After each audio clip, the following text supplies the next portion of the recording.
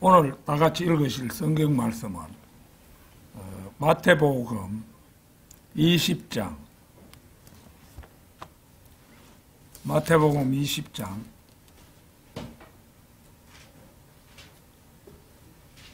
20절에서 23절까지 말씀입니다. 마태복음 20장 20절에서 23절까지 말씀.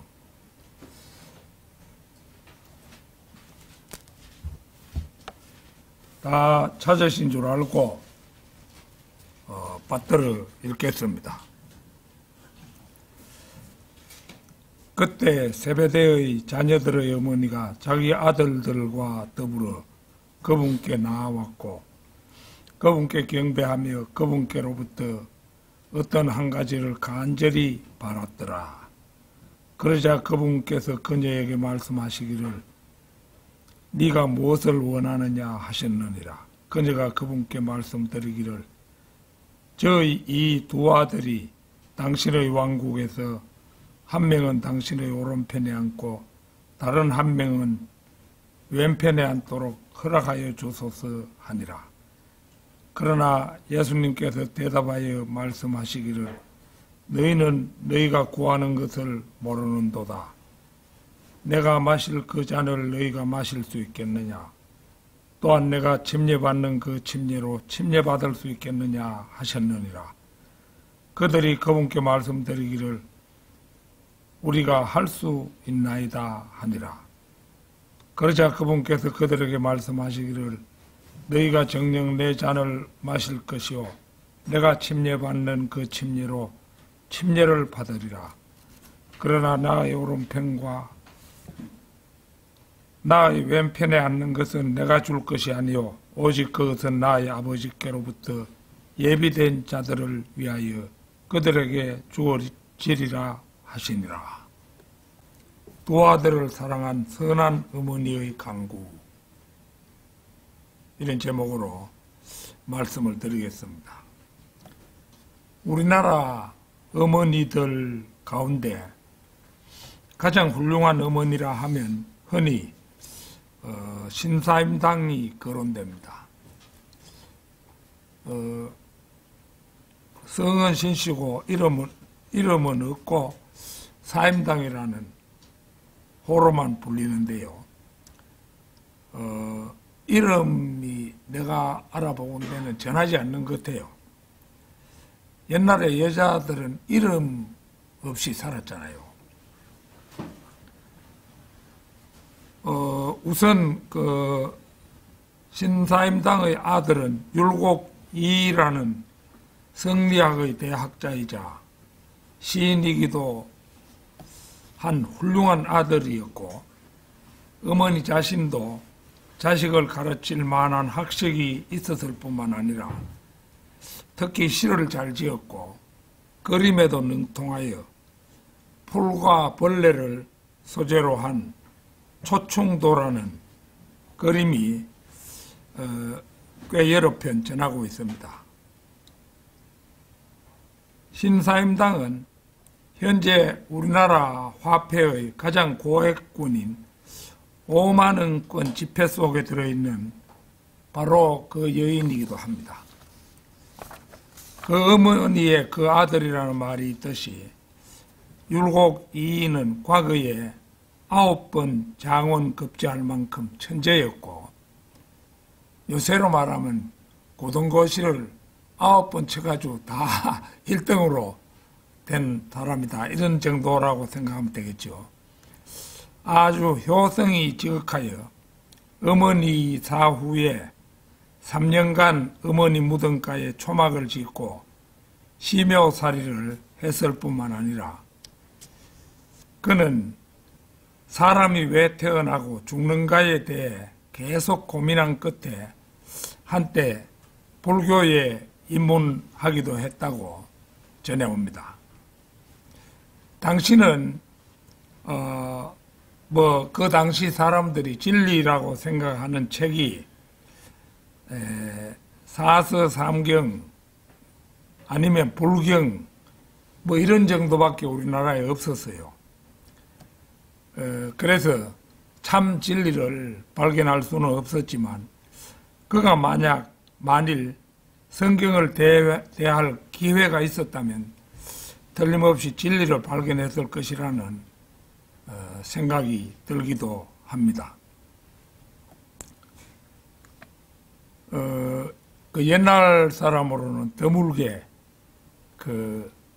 이제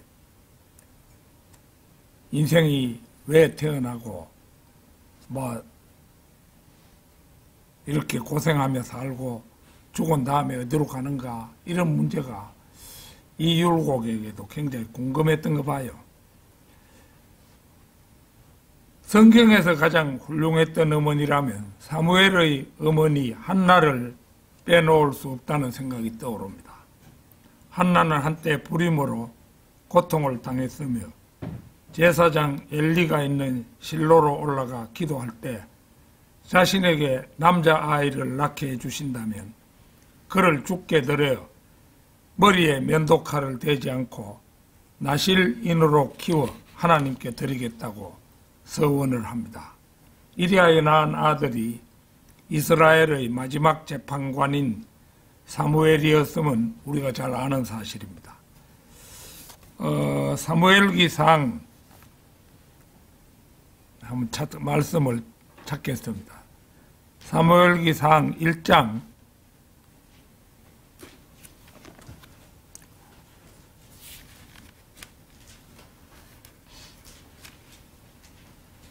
1장 26절에서 28절입니다.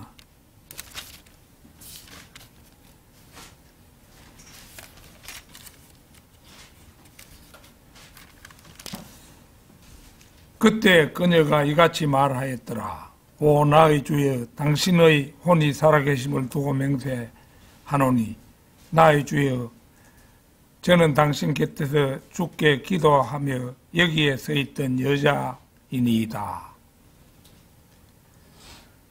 이는 제가 이 아이를 위하여 기도했었기 때문이니이다.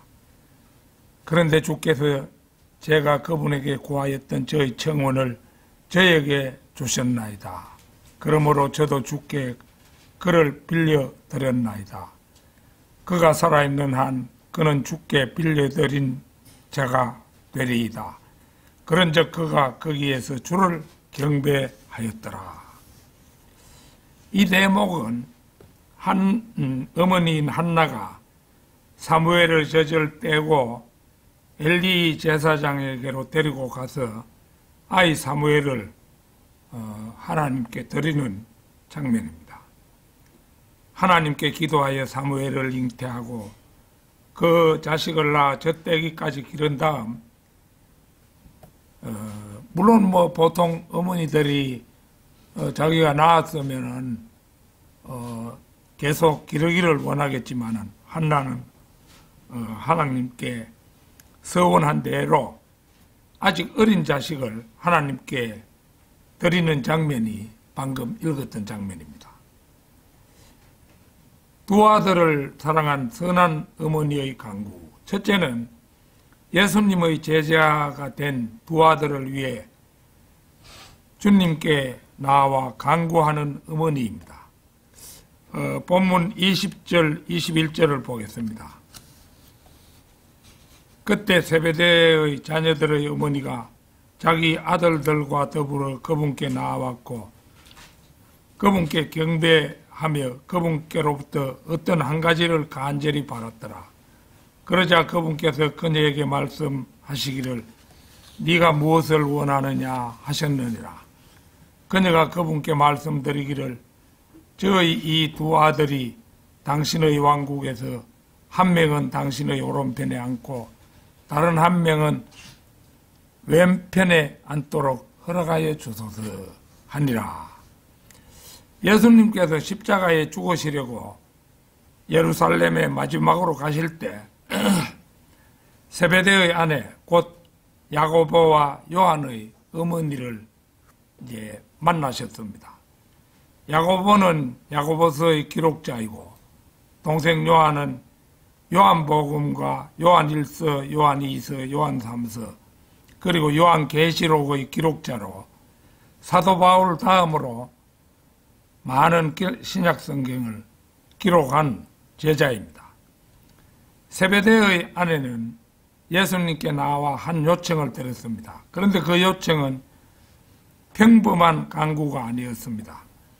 그것은 두 아들이 주님의 왕국에서 한 아들은 주님의 오른편에 또 한 아들은 주님의 왼편에 앉게 해달라는 그런 부탁이었습니다.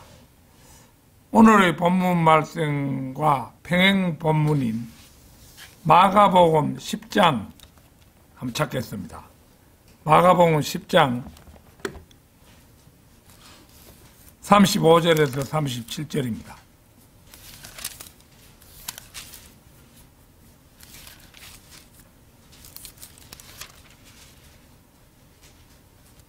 (35절에서 37절) 말씀.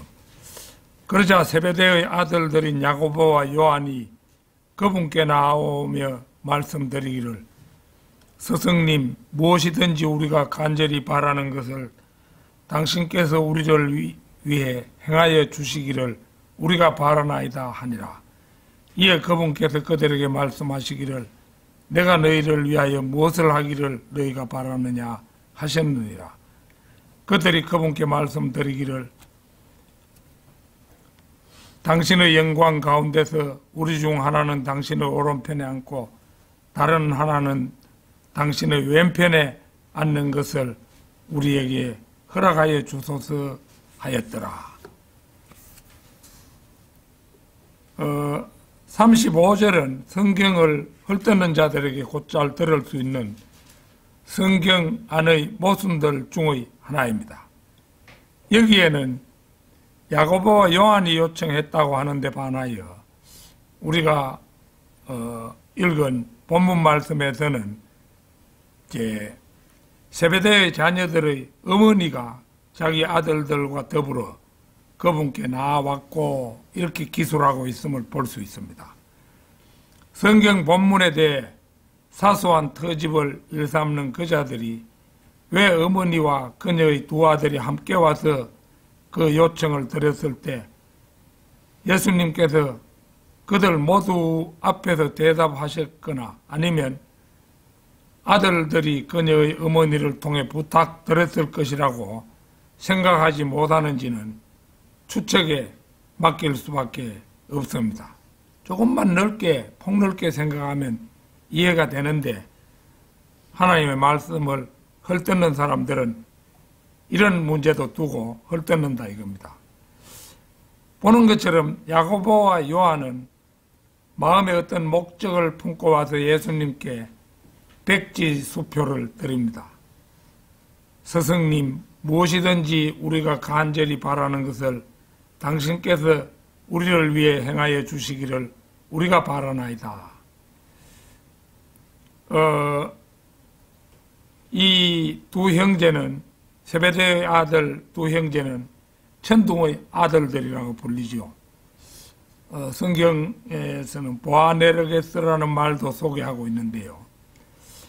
유대인들이 말하는 이스라엘인 특유의 뻔뻔스러울 정도의 도전 정신을 갖고 있었습니다. 그 요청은 당신의 영광 가운데서 우리 중 하나는 당신의 오른편에 앉고 다른 하나는 당신의 왼편에 앉는 것을 우리에게 허락하여 주소서라는 것이었습니다.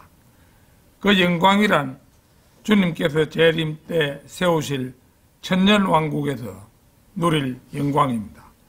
따라서 그들은 그 왕국에서 주님의 오른편과 왼쪽 자리를 원했던 것입니다.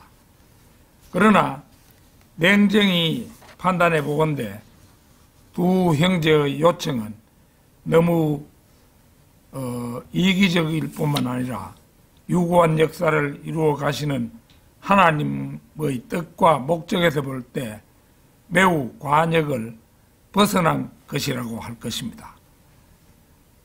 두 아들을 사랑한 선한 어머니의 간구, 둘째, 모든 어머니의 간구는 그 사랑으로 인하여 무모하기까지 하다는 것입니다. 자, 본문 22절, 23절 보겠습니다.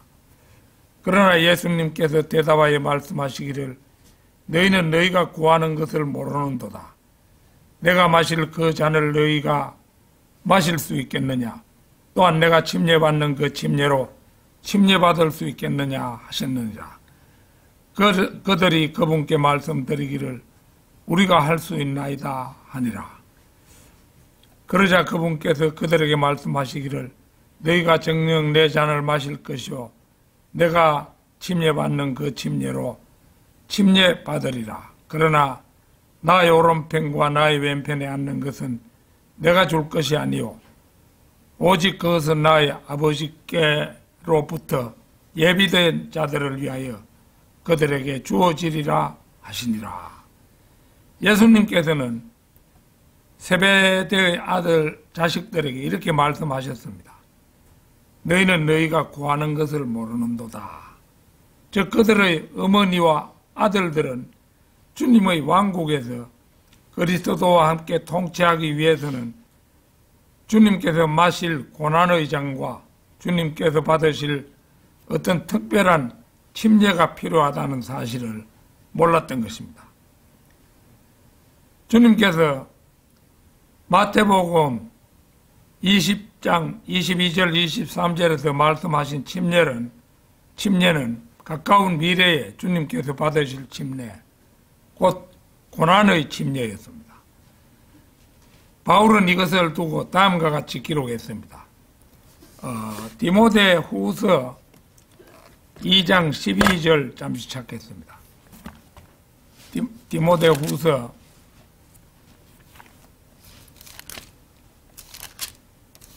2장 12절입니다.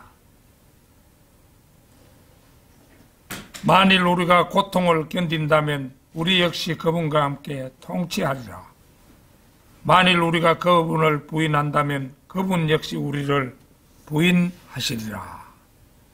보는 것처럼 이 시대는 십자가를 지낸 시대이지 왕관을 받아 쓰는 시기가 아닙니다.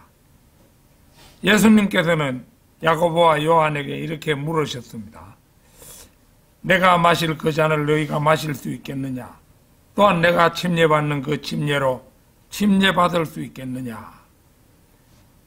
예수님의 오른편과 왼편에서 주님과 함께 다스리는 것에는 일종의 대가가 필요했습니다.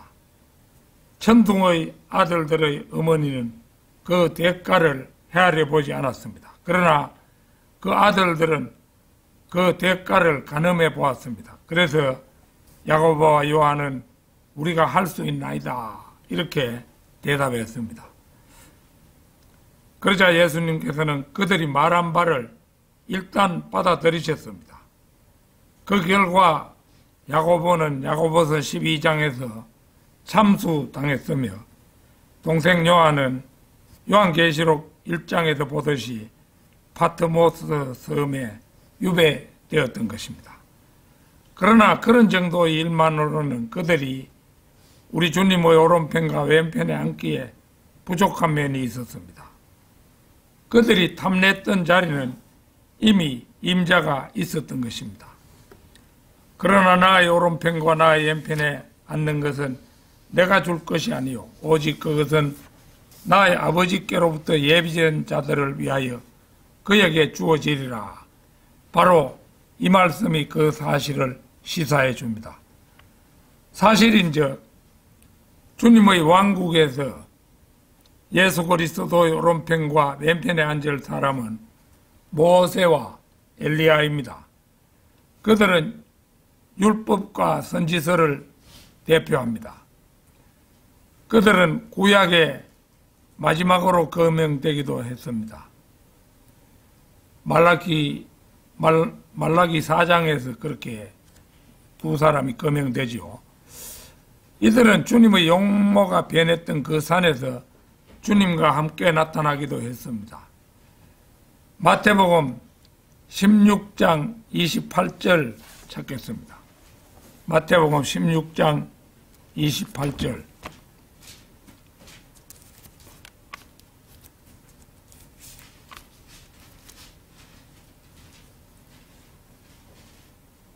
진실로 내가 너희에게 말하노니 여기에 서 있는 몇 사람은 그들이 인자가 자신의 왕국으로 오는 것을 볼 때까지 죽음을 맛보지 아니하리라. 이 말씀에서 보듯이 변형산 사건은 주님께서 그분의 왕국으로 오시는 것의 예표가 됩니다. 또 계시록 11장 4절에서 보다시피 모세와 엘리야는 두 올리브 나무, 이들은 두 올리브 나무요 땅의 하나님 앞에 서 있는 두 등잔대니라 한 그대로 두 올리브 나무이자 두 등잔대이기도 합니다. 아들을 사랑한 선한 어머니의 강구, 셋째, 어머니의 강구는 자연스럽다는 것입니다. 사사기 5장 28절에서 30절 잠시 찾겠습니다.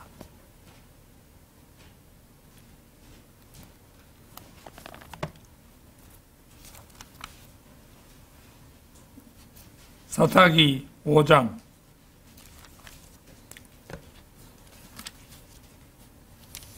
28절에서 30절.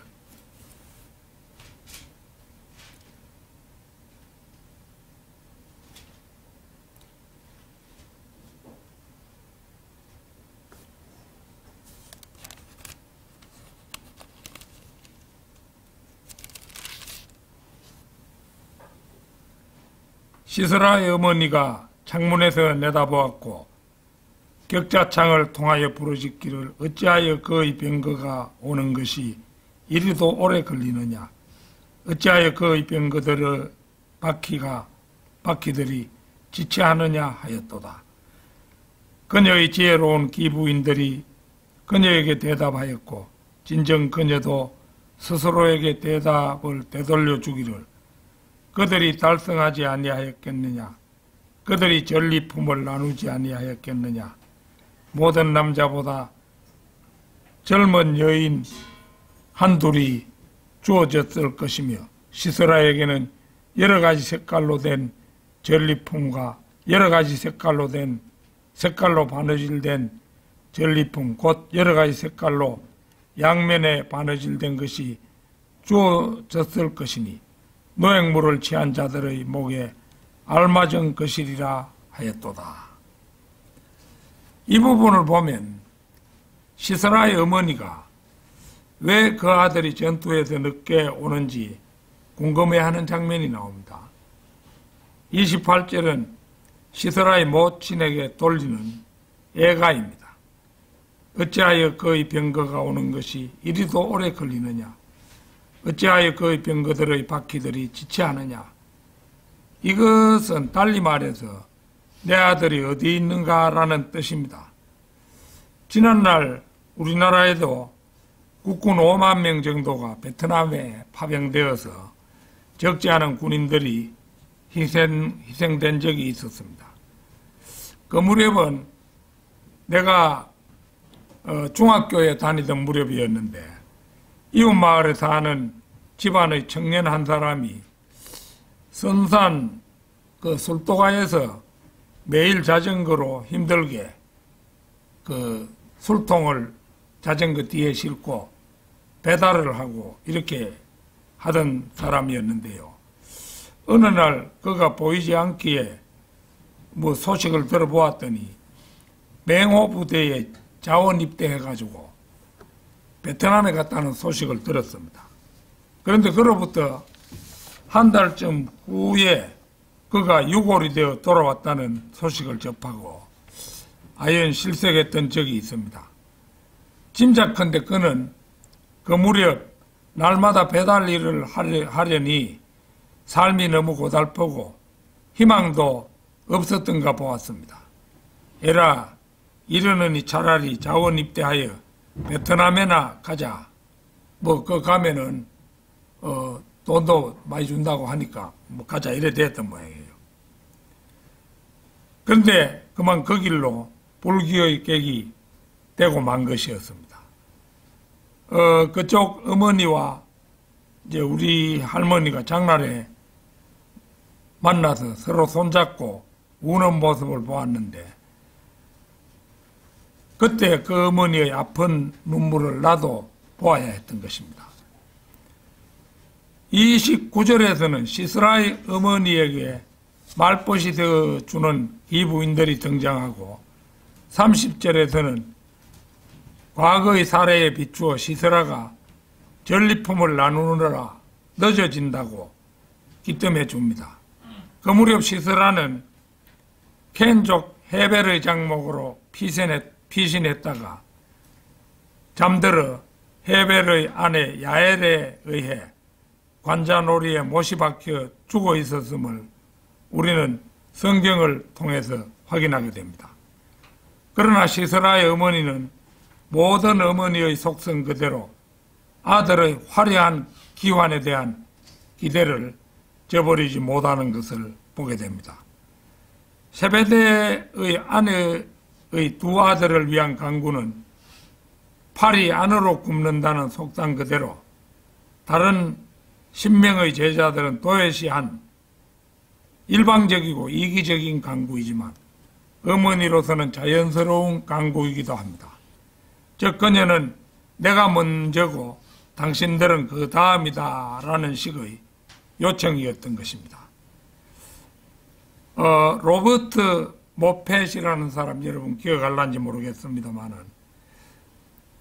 남아프리카로 간 최초의 위대한 선교사였고 데이비드 리빙스턴의 장인이었습니다.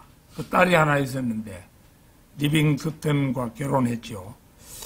그는 주님을 사랑하고 성경을 믿었던 훌륭한 어머니를 가졌었습니다. 로버트가 해외로 가게 되자 그 어머니는 그에게 이렇게 말했다고 전해집니다. 아들아, 이제 너에게 작별 인사를 나누어야겠구나. 이제 너를 수년간 보지 못하겠구나. 하지만 작별 인사를 하기 전에 나에게 한 가지만 약속해 주겠니? 그러니까 아들이 그게 뭡니까? 어머니 이렇게 이제 로버트가 물었다고 합니다. 아들아, 너는 아주 사악한 세상으로 가는 것이란다. 그러니까 네가 매일을 하나님과 함께 시작하고 하나님과 함께 끝내겠다고 약속해다오. 그랬더니 이제 이 로버트가 네, 약속합니다, 어머니. 로버트는 이렇게 약속했고 실제로 그 약속을 지켰다고 합니다. 그는 수백 명의 아프리카인들을 그리스도인이 되게 했고 아프리카 선교의 문을 열어젖혔던 것입니다. 요한 웨슬리의 어머니는 17명의 자녀들을 거느리고 있었습니다. 요한과 찰스가 우리가 오늘 예배 시작할 때 맨 처음에 불렀던 만립이 내게 있으면 그 입다 가지고 그 찬송가를 작사한 사람이 찰스 웨슬리지요. 그 형이 요한 웨슬리 이렇게 되는 겁니다. 그중 가장 오래까지 살아 있었던 자녀들로 영국을 프랑스의 6월 혁명과 같은 끔찍한 혁명으로부터 구해낸 장본들이라고 합니다. 그들의 어머니 수산나 웨슬리는 아들이 불평하면 아무것도 가질 수 없다고 가르쳤습니다. 그 어머니는 요한 웨슬리에게 선한 영향력을 끼쳤고 그가 옥스퍼드 대학에 갈 때 어머니에게 어떤 책을 읽으면 좋겠느냐고 묻기도 했다고 전해옵니다. 상당한 여자지만 상당한 소양을 지닌 그런 어머니였다고 볼 수 있겠죠. 무슨 책을 읽을 것인가 묻는데 대답할 수 있다면 대단한 거잖아요. 요한 웨슬리 사역의 결과로 수십만 명의 혼들이 구원받았습니다. 여러분은 누가 그렇게 예비했는지 아십니까? 바로 그 어머니입니다. 남자에게 좋은 어머니가 있다면 그는 정말 많은 것을 극복할 수 있는 원동력을 가졌다고 할 것입니다. 두 아들을 사랑한 선한 어머니의 간구. 넷째, 요한과 야고보 어머니의 간구는 야망에 찬 간구였습니다. 열왕기하 2장 9절 한번 찾겠습니다. 열왕기하 2장 9절.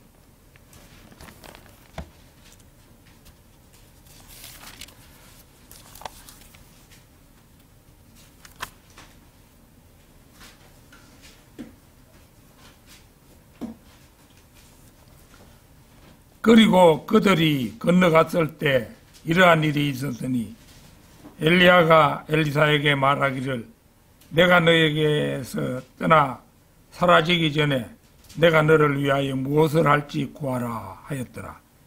이에 엘리사가 말하기를 제가 당신께 간구하오니 당신 영의 2배의 몫이 제 위에 임하게 하소서 하였더라.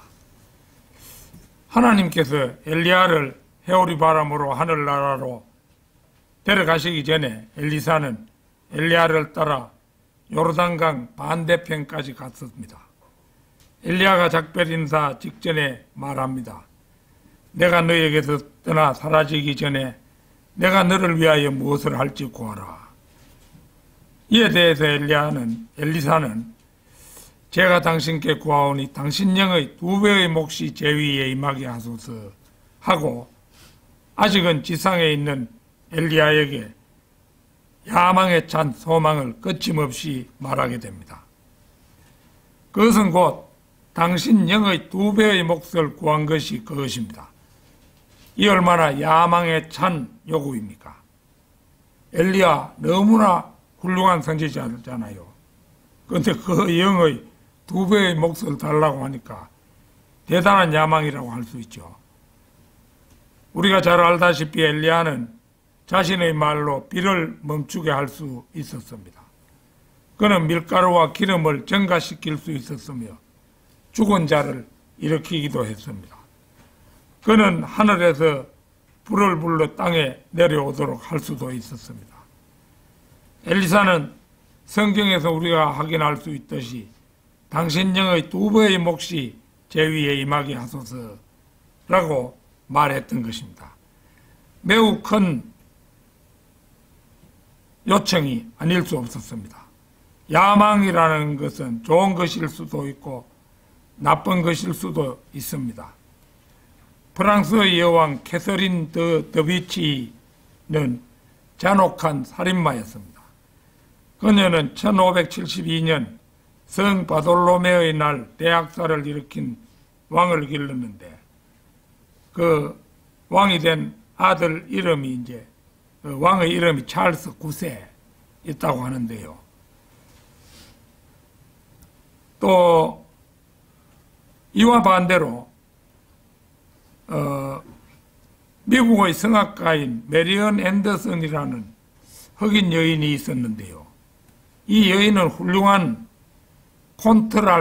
콘트랄토라고 하는 것은 여성 목소리 중 가장 낮은 음을 내는 여성 성악가 또는 그의 낮은 목소리, 그걸 두고 콘트랄토 이렇게 말하는데요.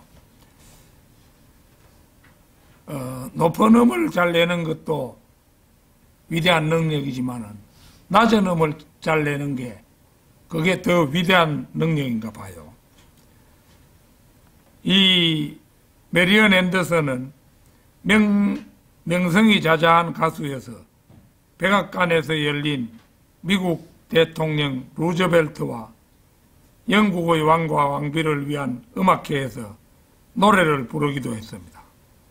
훗날 누군가 그녀에게 그 일이, 그러니까 대통령 앞에 나가서 노래 부르고 왕 앞에 나가서 노래 부른 그 일이 당신에게 최절정의 순간이었느냐 이렇게 묻자 이 메리언 앤더슨은 이렇게 대답했다고 합니다. 아닙니다. 제 생애의 가장 위대한 날은 제가 충분히 돈을 벌어서 제 어머니에게 가서 어머니 이제 생계를 유지하기 위해서 세탁일을 하지 않아도 됩니다. 이제 제가 어머니를 모실게요. 라고 말할 수 있던 그날입니다 하고 대답했다고 합니다. 이 얼마나 소박하고 사랑이 넘치며 진정이 담긴 말입니까? 두 아들을 사랑한 선한 어머니의 간구, 다섯째, 세베대의 아들의 간구는 선한 간구였다는 것입니다. 비록 야망에 찼지만은 선한 간구였다는 것이죠. 마태복음 19장 28절 한번 찾겠습니다.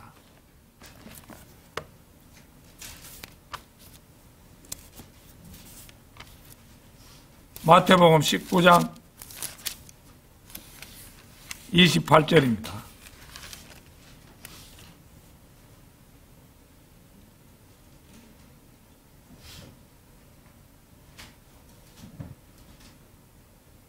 (19장)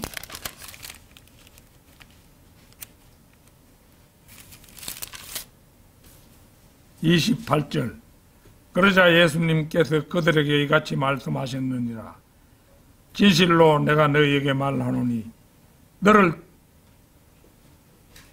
따른 너희는 인자가 자기 영광의 보좌에 앉을 때인 재생의 때에 너희 역시도 이스라엘의 12지파를 심판하면서 12보좌에 앉으리라.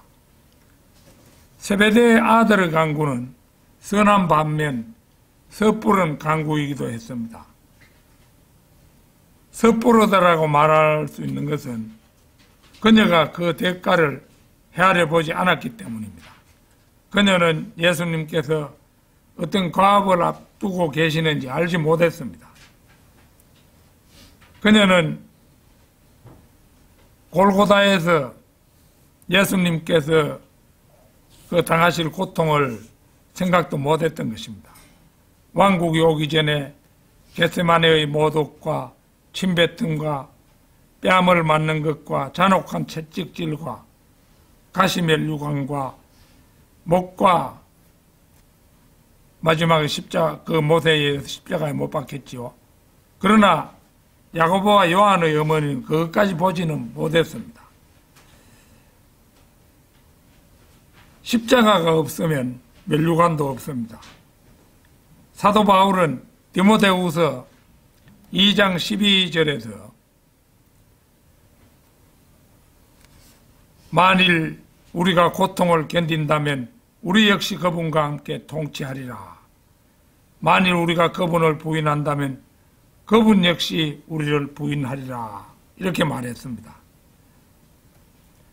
아울러 고린도전서 11장 1절에서는 나도 그리스도를 따르는 자니 바로 그와 같이 너희도 나를 따르는 자들이 되라 고도 했습니다. 그런 그는 아내와 가족, 교회, 학교, 수입, 은행 계좌, 의료보험, 사회보장, 생명보험도 없이 죽었습니다. 바울은 매맞음과 돌로 맞음, 파선, 위험, 피곤함, 고통, 굶주림, 목마름, 여러 재난들에 고스란히 노출된 삶을 살았던 것입니다. 물론 사도 바울이 겪은 모든 것을 여러분도 겪어야 한다는 말은 아닙니다. 우리는 요즘 경제적으로 그래도 복된 시절에 살고 있죠. 예수 그리스도를 전가하다가 혹시 여러분은 조롱을 당하거나 박해를 받은 적이 있습니까? 아니면 진리를 말한 것으로 인해 웃음거리가 된 적이 있습니까? 요즘에도 공산주의 국가나 이슬람 국가에서는 박해를 받을 수 있는 나라들이 적지 않습니다. 그러나 미국이나 우리나라나 대부분의 민주주의 국가에서는 꼭 그렇지는 않습니다. 사도행전 2장부터 휴거 때까지 사람은 행위들이 없이 구원받는다고 믿습니다. 우리는 행위가 아닌 은혜에 의한 구원을 보장받습니다. 그러나 여러분이 그리스도인답게 산다면 분명 대가를 치를 것이라는 것은 명백한 사실입니다. 그러니까 수치 정도는 받을 각오를 해야 되는 거죠. 웃음거리가 될 각오도 해야 되겠고요. 결론적으로 어머니는 자식에게 있어서 가장 큰 후원자입니다. 디모데 후서 1장 5절 끝으로 한번 찾겠습니다. 디모데 후서 1장 5절입니다.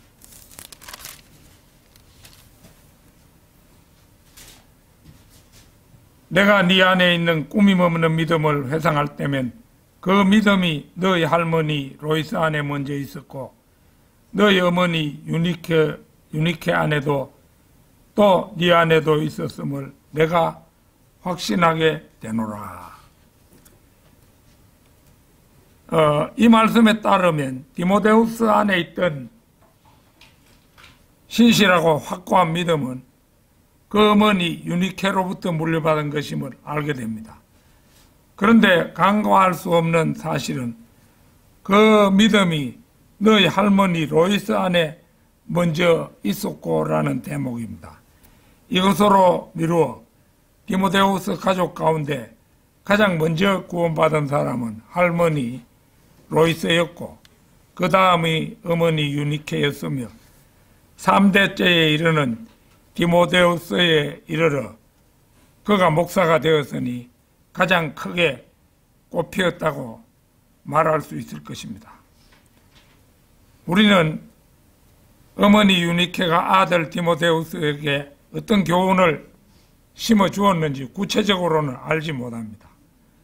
그러나 유니케라고 해서 아들에게 아프리카 최초의 선교사였던 로버트 모펫의 어머니만큼 좋은 교훈을 주지 않았겠습니까? 혹은 요한 웨슬리와 찰스 웨슬리의 어머니인 수산나 웨슬리만큼 훌륭한 교훈을 주지 못했겠습니까? 부모된 사람들은 자식에게 반드시 좋은 교훈을 심어주어야 할 것입니다. 특히 자매님들은 모름지기 자식들에게 믿음의 훌륭한 교훈을 줄 수 있기를 고대에 마지 않습니다. 다 같이 기도드리겠습니다.